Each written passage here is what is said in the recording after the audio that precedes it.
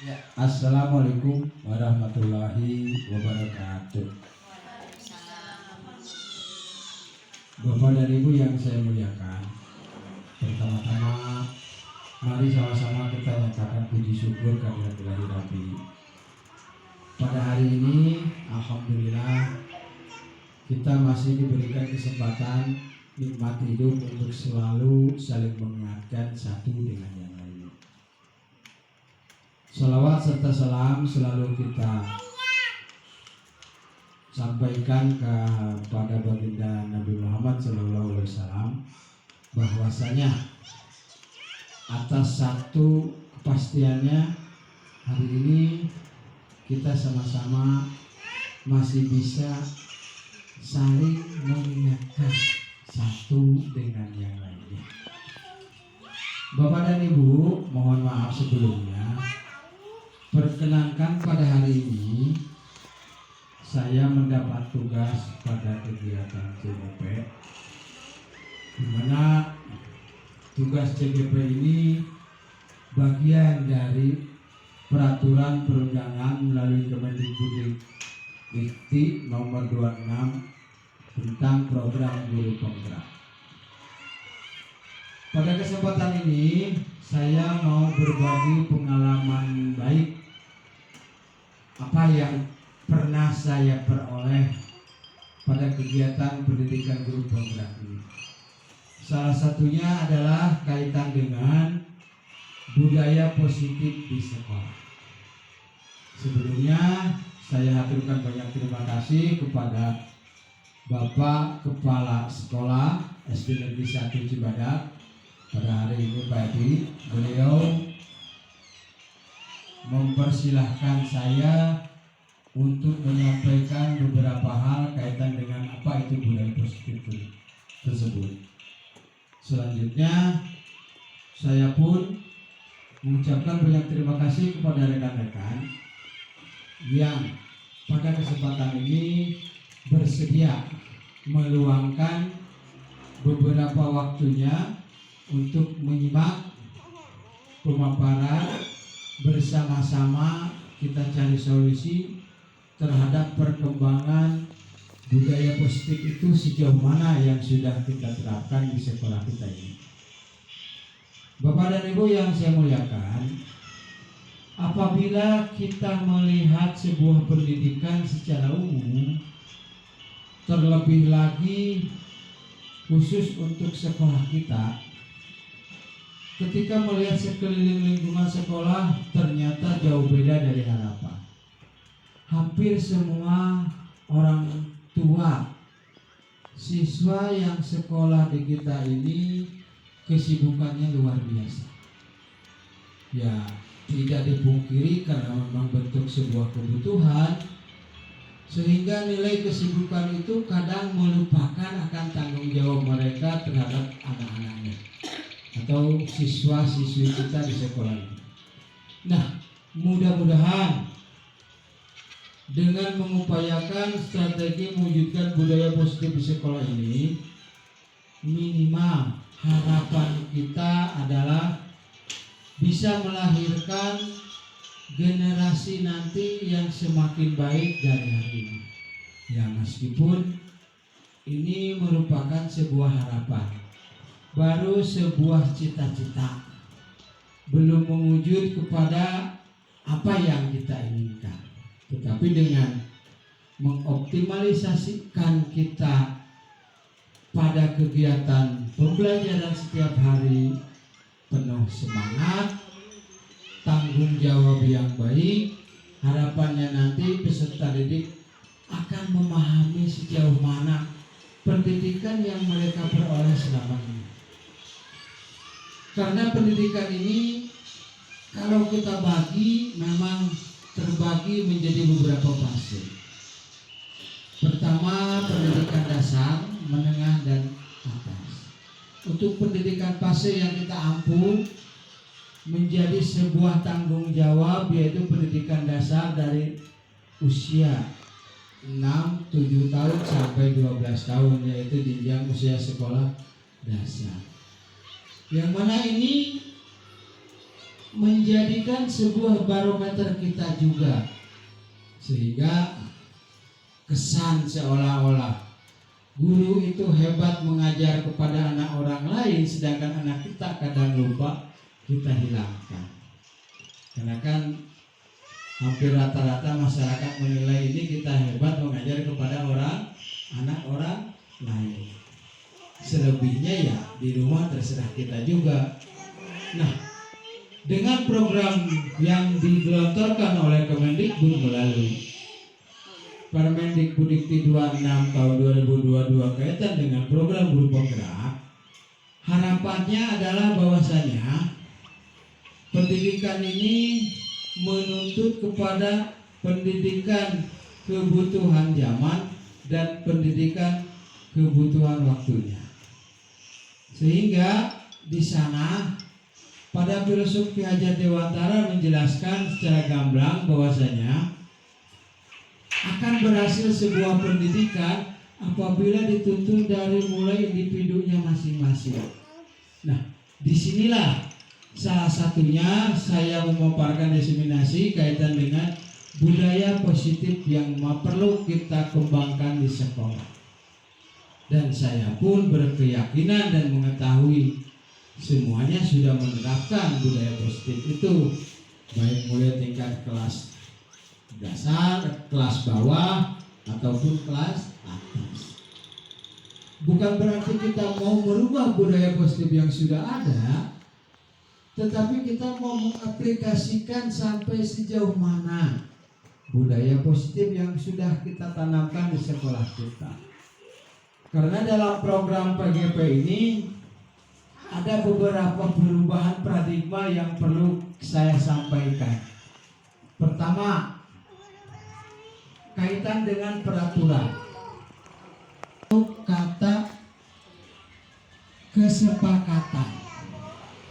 Jadi menurut para ahli yang menyatakan kalau kita cenderung kepada sebuah peraturan, endingnya diharapkan terjadi punishment atau hukuman.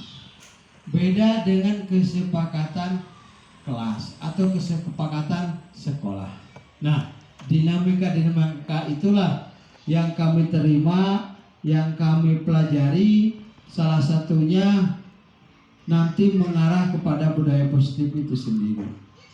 Pada strategi mewujudkan budaya positif, tentu nanti timbul beberapa pertanyaan pemantik. Pertanyaan pemantik ini adalah mengaplikasikan apa yang sudah kita lakukan. Sampai sejauh mana harapan ini bisa mewujud apabila ada keterlibatan dari semuanya. Seperti yang mau saya perlihatkan di sini, salah satu pertanyaan pemantik yaitu setuju atau tidak setuju.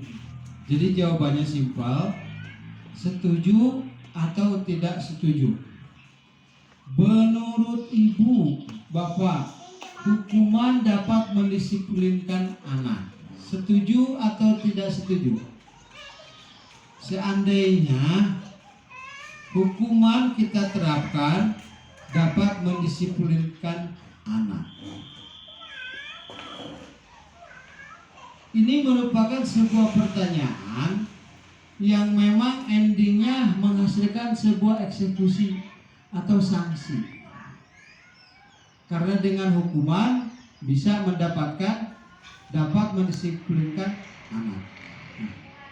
Pada program guru penggerak yang saya ikuti, saya pernah menyampaikan setuju akan permasalahan ini, dan ternyata ini tidak tepat. Karena bentuknya hukuman, apapun konteksnya, baik nanti endingnya menghasilkan sebuah penghargaan, tetap nilai disiplinnya kurang maksimal. Menurut mereka seperti itu. Sehingga salah satunya inilah saya menginginkan adanya nilai sebuah kebersamaan untuk perbaikan yang perlu kita lakukan ke depannya. Oke, dilanjut Bapak Ibu. Selanjutnya adalah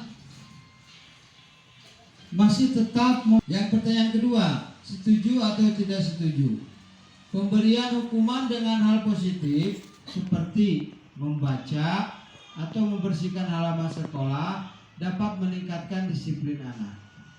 Ketika melihat penulisan, ini kesannya seolah-olah memberikan apresiasi hal positif. Padahal apabila kita telaah, yang namanya pemberian hukuman itu baik hal positif ataupun tidak, tetap endingnya tidak akan menghasilkan kedisiplinan anak. Nah, dari hal-hal yang berbeda-beda inilah membuat beberapa pertanyaan saya pribadi juga tentang penghargaan dan motivasi. Memberikan penghargaan dapat meningkatkan motivasi belajar anak. Nah, setuju atau tidak setuju? Semua pertanyaannya kaitan dengan apa yang disampaikan pada pelatihan ini setuju dan tidak setuju. Tapi nanti akhirnya akan memberikan dampak. Ketika kita memberikan penghargaan untuk meningkatkan motivasi belajar anak kecenderungannya tidak maksimal. Seolah-olah harapannya selalu untuk bisa diberikan penghargaan untuk meningkatkan kualitas anak itu. Nah, disitulah banyak sekali hal-hal baru yang perlu kita musyawarahkan, yang perlu kita gali untuk meningkatkan nilai disiplin positif di sekolah itu. Karena semua itu berdasar teori kontrol seperti setiap perilaku perbuatan memiliki suatu tujuan. Itu menurut teori kontrol Dr. William Wilson tahun 1984. Jadi Dr. William menyampaikan bahwa perilaku atau perbuatan kita secara hakiki itu memiliki sebuah tujuan. Contoh sederhana ketika kita melihat perilaku anak di dalam kelas. Ketika kita melihat perilaku anak terlalu beda dengan yang lain, itu memang memiliki tujuan yang berbeda. Bisa saja anak itu nantinya ke anak berkebutuhan khusus dan seterusnya. Itulah sangat ditentukan nanti, sehingga apabila nilai kebajikan ini dimasukkan kepada program pendidikan nasional yang diamanatkan oleh undang-undang, terlebih pada kurikulum Merdeka hari ini, tahun ini, yang terdiri dari profil pelajar Pancasila, di mana pada profil pelajar Pancasila ini diharapkan nantinya si murid menjadi mandiri, beriman dan bertakwa kepada Tuhan Yang Maha Esa, berkebinekaan global, bergotong royong, kognitif, serta bernalar kritis. Kesemua ini menjadi harapan yang memang kalau tanpa melalui proses nilai kebajikan sungguh di luar dugaan, di luar harapan seumumnya. Karena begitu luasnya sebuah profil pelajar Pancasila yang diharapkan nanti peserta didik ataupun murid di samping mandiri, beriman dan bertakwa, kemudian berkebinekaan global, bergotong royong, kognitif, serta bernalar kritis. Kalau kita ambil garis ke pendidikan dasar kepada yang mana sampai hari ini kita pun ketika bernalar kritis masih kurang terhadap mensikapi sebuah masalah. Kesemua ini memang begitu luas, kesemua ini memang begitu perlu pertimbangan, perlu pengusutan lebih jauh. Karena memang bangsa ini adalah bangsa yang kalau kita lihat dari segi etnis, sosial, budaya, dan lain-lain adalah beraneka ragam. Bangsa yang memang mudah sekali untuk diprovokasi.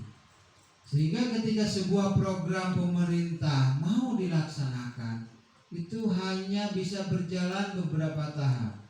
Ya, selanjutnya balik ke kebiasaan. Sebagai contoh, Kita mengupayakan di sekolah ini berpendidikan berakhlakul karimah kepada peserta didik.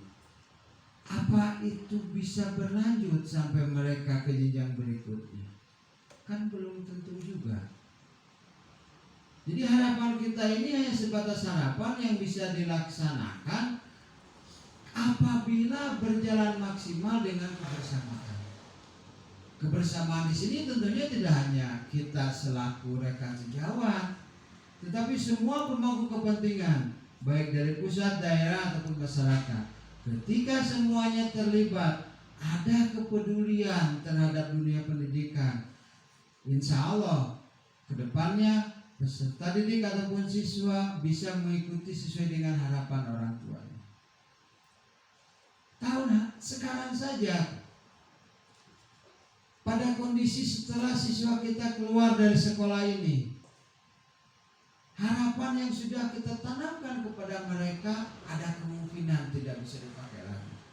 Mereka asik dengan dunianya, dengan kehidupannya, dengan sosial antropologinya, bergaul dengan lingkungan baru di jenjang remaja sampai ke dewasa, yang akhirnya harapan untuk menjadikan profil pelajar Pancasila kembali lagi sebatas harapan.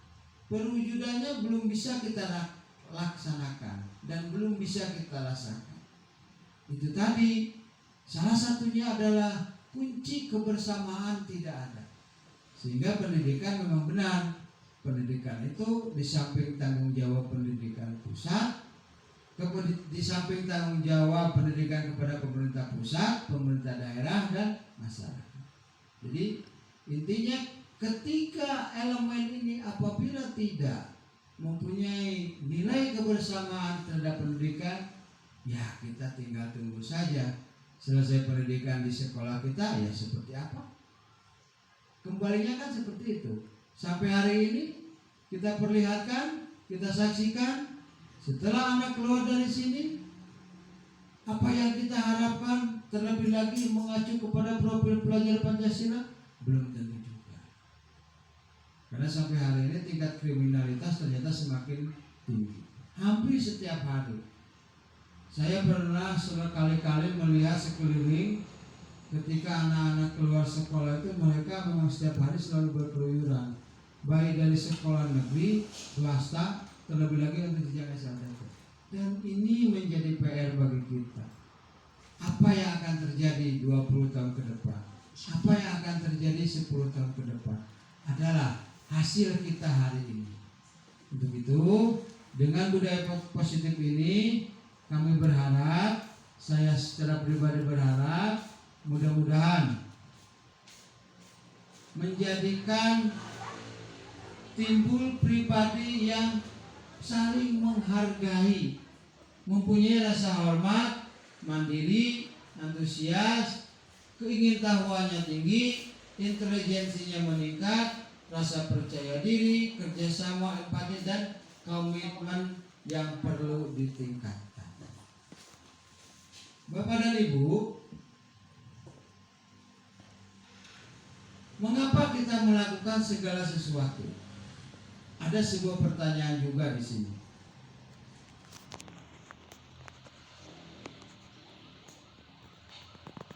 Mengapa kita melakukan segala sesuatu?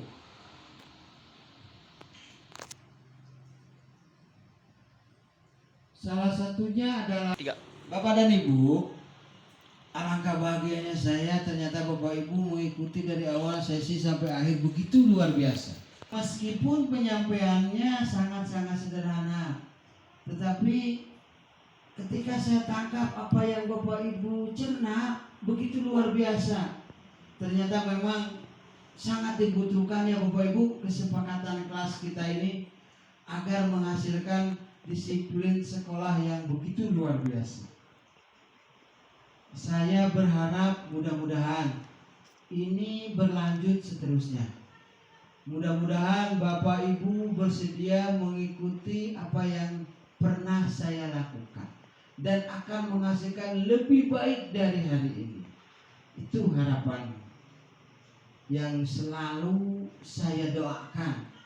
Mudah-mudahan Bapak Ibu kedepannya akan lebih aktif lebih memahami makna kaitan dengan pendidikan berdasarkan filosofi yang ada itu.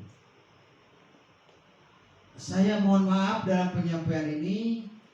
Sebelumnya saya persilakan kepada pembawa doa untuk menutup season acara ini. Diharapkan Bapak Ibu nanti bisa mengaplikasikan di kelasnya masing-masing. Sekian, terima kasih. Assalamualaikum warahmatullahi wabarakatuh. Mangga Ibu dipersilakan untuk menutup doa. Terima kasih kepada pemateri yang di sini, khususnya Bapak Agus Ramadhani yang telah menyampaikan materinya yang begitu bermanfaat.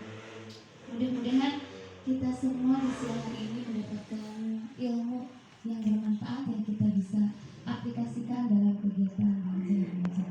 Untuk menutup acara ini, mari kita membaca pembacaan surat Al-Fatihah bersama-sama.